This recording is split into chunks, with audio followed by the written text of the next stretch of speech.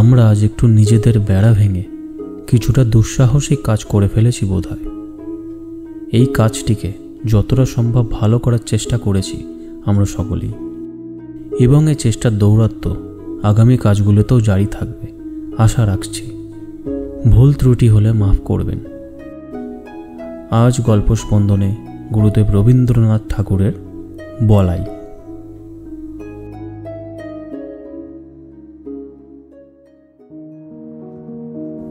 মানুষের জীবনটা পৃথিবীর নানা জীবের ইতিহাসের নানা পরিচ্ছেদের উপসংহারে, এমন একটা কথা আছে। লোকালয়ে মানুষের মধ্যে আমরা নানা জীবজন্তুর প্রচ্ছন্ন পরিচয় পেয়ে থাকি, সে কথা জানা।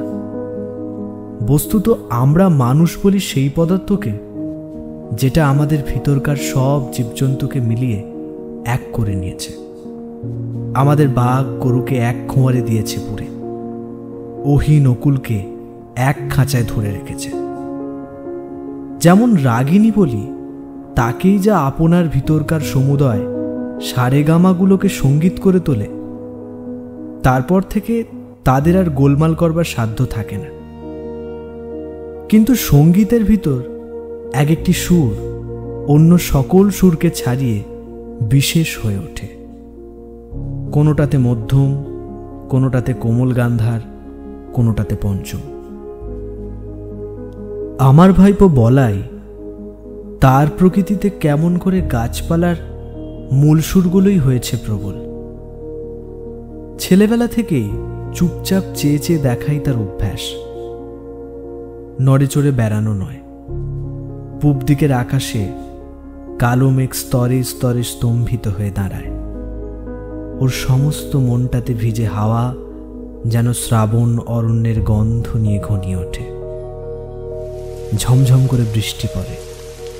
ওর সমস্ত গা যেন শুনতে পায় সেই বৃষ্টির শব্দ। ছাদের উপর বিকেলবেলাকার রোদ্দুর পড়ে আসে, গা খুলে বেড়ায়, সমস্ত আকাশ থেকে যেন কি একটা সংগ্রহ করে নেয়। মাঘের শেষে আমের বোল ধরে, তার একটা নিবিড় আনন্দ জেগে ওঠে ওর রক্তের মধ্যে। একটা কিসের অব্যক্ত স্মৃতিতে ফাল্গুনে পুষ্পিত শালবনের মতোই ওর অন্তর প্রকৃতিটা চারদিকে বিস্তৃত হয়ে ওঠে, ভরে ওঠে। তাতে একটা ঘন রং লাগে। তখন ওর একলা বসে বসে আপন মনে কথা কইতে ইচ্ছে করে।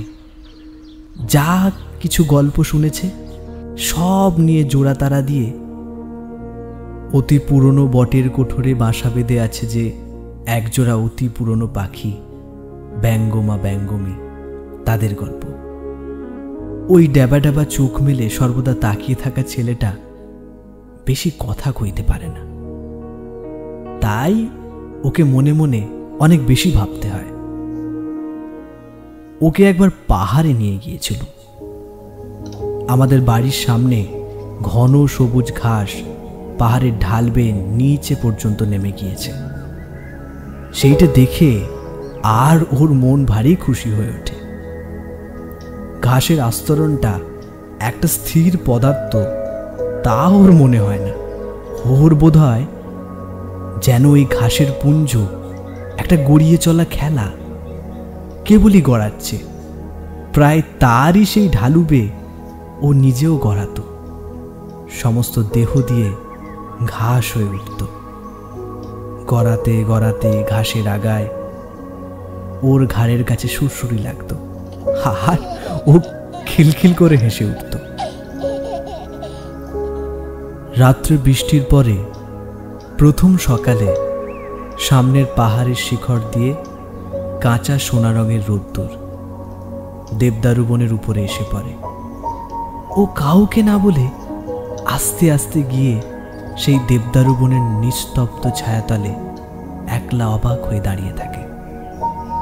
গা ছমছম করে। এইসব প্রকাণ্ড গাছের ভিতরকার মানুষকেও যেন দেখতে পায়। তারা কথা কয় না, কিন্তু সমস্তই যেন জানে। তারা সব যেন অনেক কালের দাদামশাই, এক যে ছিল রাজাদের আমলের। ওর ভাবে ভোলা চোখটা কেবল যে ওপরের দিকেই তা নয়। অনেক সময় দেখেছি ও আমার বাগানে বেড়াচ্ছে মাটির দিকে কি খুঁজে খুঁজে। নতুন অঙ্কুরগুলো তাদের কোঁকড়ানো মাথাটুকু নিয়ে আলোতে ফুটে উঠছে। এই দেখতে তার উৎসুকের সীমানা নেই। প্রতিদিন ঝুঁকে পড়ে পড়ে তাদেরকে যেন জিজ্ঞাসা করে, তারপরে তারপরে তারপরে তারা ওর চির অসমাপ্ত গল্প। সদ্য গজিয়ে ওঠা কচি কচি পাতা, তাদের সঙ্গে ওর কি যে একটা বয়স্য ভাব, তাও কেমন করে প্রকাশ করবে। তারাও ওকে কি একটা প্রশ্ন জিজ্ঞাসা করবার জন্য আঁকুপাকু করে। হয়তো বলে, তোমার নাম কি? হয়তো বলে, তোমার মা কোথায় গেল? বলাই মনে মনে উত্তর করে, আমার মা তো নেই। কেউ গাছের ফুল তোলে, এইটে ওর বড় বাজে। আর কারোর কাছে ওর এই সংকোচের কোনো মানে নেই, এটাও সে বুঝেছে। এই জন্য ব্যথাটা লুকোতে চেষ্টা করে। ওর বয়সের ছেলেগুলো গাছে ঢিল মেরে মেরে আমলকি পারে, ও কিছু বলতে পারে না, সেখান থেকে মুখ ফিরিয়ে চলে যায়। ওর সঙ্গীরা ওকে খ্যাপাবার জন্য বাগানের ভিতর দিয়ে চলতে চলতে ছড়ি দিয়ে দুপাশের গাছগুলোকে মারতে মারতে চলে। ফস করে বকুল গাছের একটা ডাল ভেঙে নেয়। ওর কাঁদতে লজ্জা করে, পাছে সেটাকে কেউ পাগলামি মনে করে।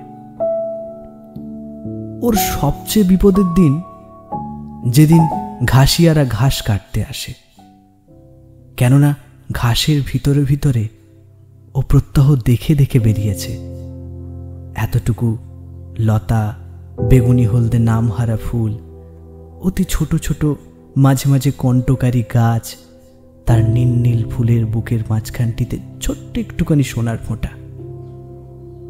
বেড়ার কাছে কাছে কোথাও বা কালমেঘের লতা, কোথাও বা অনন্তমূল, পাখিতে খাওয়া নিম ফলের বিচি পরে ছোট ছোট চারা বেরিয়েছে।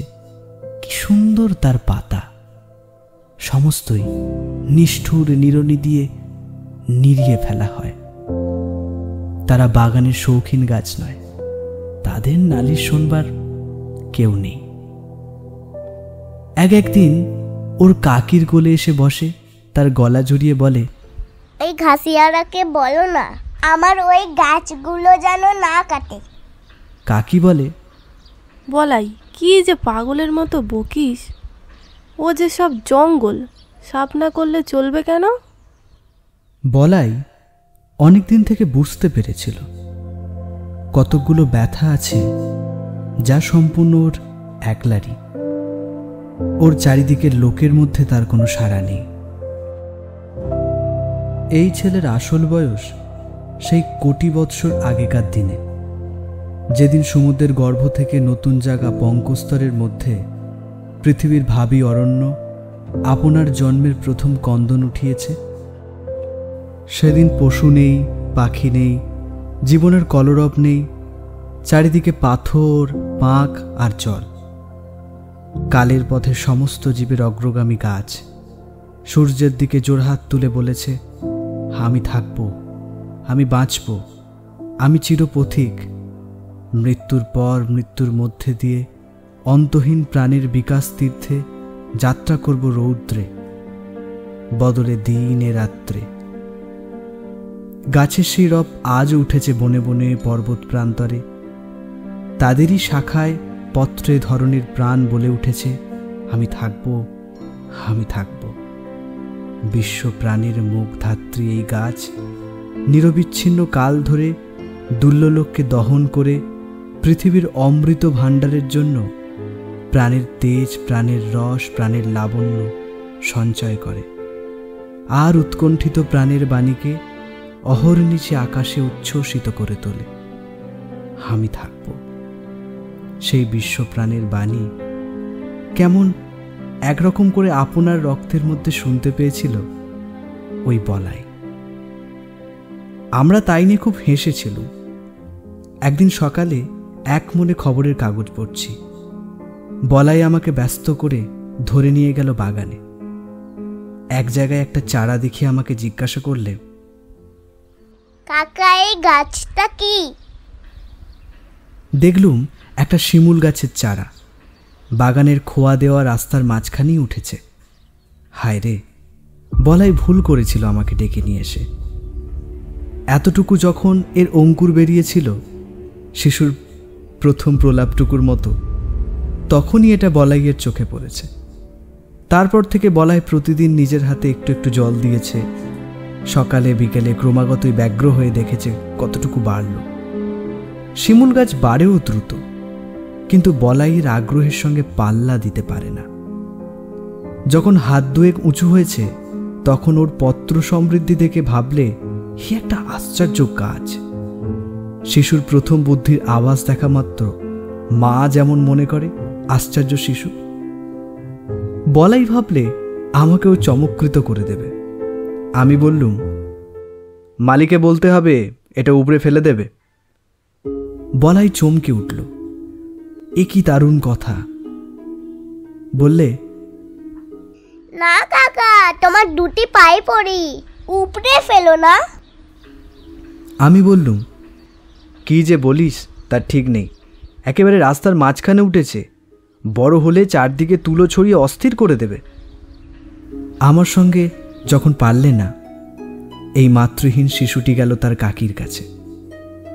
কোলে বসে তার গলা জড়িয়ে ধরে ফুঁপিয়ে ফুঁপিয়ে কাঁদতে কাঁদতে বললে, কাকি তুমি কাকাকে বারণ করে দাও, গাছটা যেন না কাটেন। উপায়টা ঠিকই ঠাউরে ছিল। ওর কাকি আমাকে ডেকে বললে, ওগো শুনছো, আহা ওর গাছটা রেখে দাও। রেখে দিলুম। গোড়ায় বলাই না যদি দেখাতো, তবে হয়তো ওটা আমার লক্ষ্যই হতো না। কিন্তু এখন রোজই চোখে পড়ে। বছরখানেকের মধ্যে গাছটা নির্লজ্জের মতো মস্ত বেড়ে উঠল। বলাইয়ের এমন হলো, এই গাছটার পরেই তার সবচেয়ে স্নেহ। গাছটাকে প্রতিদিনই দেখাচ্ছে নিতান্ত নির্বোধের মতো। একটা অজায়গায় এসে দাঁড়িয়ে কাউকে খাতির নেই, একেবারে খাড়া লম্বা হয়ে উঠেছে। যে দেখে সেই ভাবে এটা এখানে কি করতে। আরও 2-4 বার এর মৃত্যুদণ্ডের প্রস্তাব করা গেল।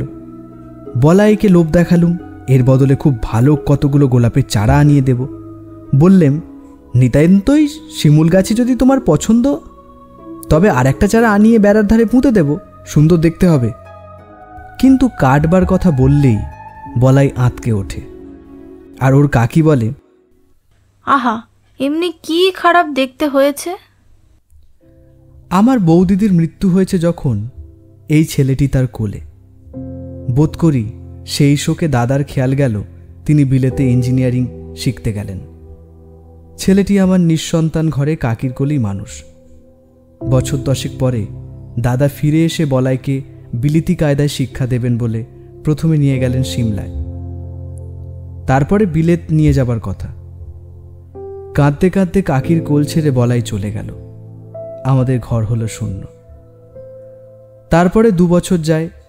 ইতিমধ্যে বলাইয়ের কাকি গোপনে চোখের জল মোছেন, আর বলাইয়ের শূন্য শোবার ঘরে গিয়ে তার ছেঁড়া একপাটি জুতো, তার রবারের ফাটা গোলা, আর জানোয়ারের গল্পওয়ালা ছবির বই নাড়েন চারেন। এতদিনে এইসব চিহ্নকে ছাড়িয়ে গিয়ে বলাই অনেক বড় হয়ে উঠেছে, এই কথা বসে বসে চিন্তা করেন। কোনো এক সময় দেখলুম লক্ষ্মীছাড়া শিমুল গাছটার বড় বার বেড়েছে, এতদূর অসঙ্গত হয়ে উঠেছে যে আর প্রশ্রয় দেওয়া চলে না। একসময় দিলুম তাকে কেটে। এমন সময় সিমলে থেকে বলাই তার কাকিকে চিঠি পাঠালে, কাকি আমার সেই শিমুল গাছের ফটোগ্রাফ পাঠিয়ে দাও। বিলেত যাবার পূর্বে একবার আমাদের কাছে আসবার কথা ছিল, সে আর হলো না। তাই বলাই তার বন্ধুর ছবি নিয়ে যেতে চাইলে। তার কাকি আমাকে ডেকে বললেন, ওগো শুনছো, একজন ফটোগ্রাফওয়ালা ডেকে আনো। জিজ্ঞাসা করলুম কেন? বলাইয়ের কাঁচা হাতের লেখা চিঠি আমাকে দেখতে দিলেন। আমি বললাম, সে গাছ তো কাটা হয়ে গেছে। বলাইয়ের কাকি 2 দিন অন্ন গ্রহণ করলেন না, আর অনেক দিন পর্যন্ত আমার সঙ্গে একটিও কথা কননি। বলাইয়ের বাবা ওকে তাঁর কোল থেকে নিয়ে গেল, সে যেন ওর নাড়ি ছিঁড়ে। আর ওর কাকা তার বলাইয়ের ভালোবাসার গাছটিকে চিরকালের মতো সরিয়ে দিলে।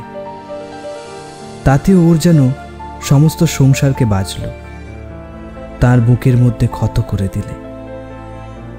ওই গাছ যে ছিল তার বলাইয়ের প্রতিরূপ, তারই প্রাণের দোসর।